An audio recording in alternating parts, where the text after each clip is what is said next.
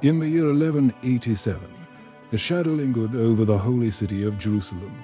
For nearly 9 decades, it had been under Crusader rule, its sacred stones stained by memories of a brutal conquest. The streets, once paved with peace, had witnessed a river of blood. Mercy had become a forgotten word, but history was about to turn. New page, a new leader emerged from the heart of the Muslim world, a man whose name would echo through the centuries, Salahuddin Ayyubi.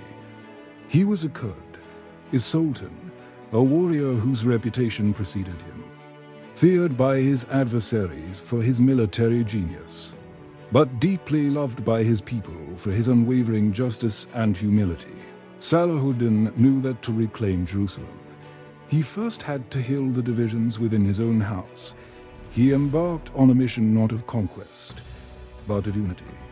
He brought together the fractured Muslim states of Egypt, Syria, and Mesopotamia, forging them into a single, powerful force, one Ummah, with one purpose. Under one banner, the stage was set for a decisive confrontation.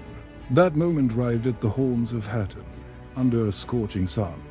Salahuddin's brilliant strategy lured the Crusader army into a waterless trap. The battle was fierce, a clash of civilizations.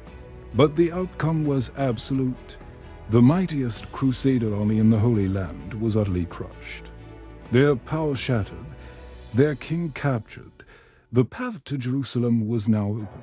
As Salahuddin's forces surrounded the city walls, a palpable fear gripped its Christian inhabitants. They remembered the carnage of 1099, when the first Crusaders had stormed Jerusalem and massacred men, women, and children without mercy. They expected a bloody revenge. A mirror image of the horror they had inflicted, the city held its breath, bracing for the worst. But Salahuddin was not a man driven by vengeance. He was a man guided by faith. He offered terms. He offered mercy. When the city surrendered, he did something that stunned the world and secured his place in history forever. There was no massacre. There was no bloodbath. Instead of revenge, Salahuddin offered compassion.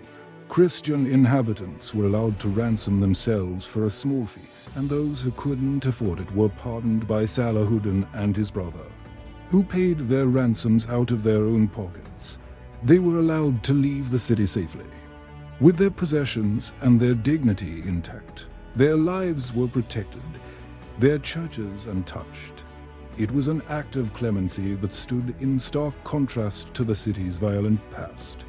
When the day came for Salahuddin to enter the holy city, he did not ride on a majestic steed, draped in the arrogance of a conqueror.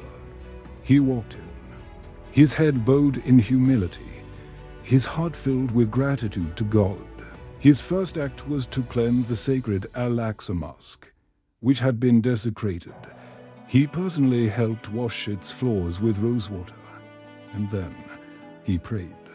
On the same holy ground where prophets had prayed before him, Jerusalem was free once more, not through cruelty and retribution, but through the virtues of justice, mercy, and unwavering faith. This was more than a military victory. It was a testament to the core principles of Islam. It was Islam in action. And it was the legacy of a leader who taught the world that the greatest victory is the one won over your own desire for revenge. Thank you for watching. If this story moved you, please like, share, and subscribe for more chapters from history.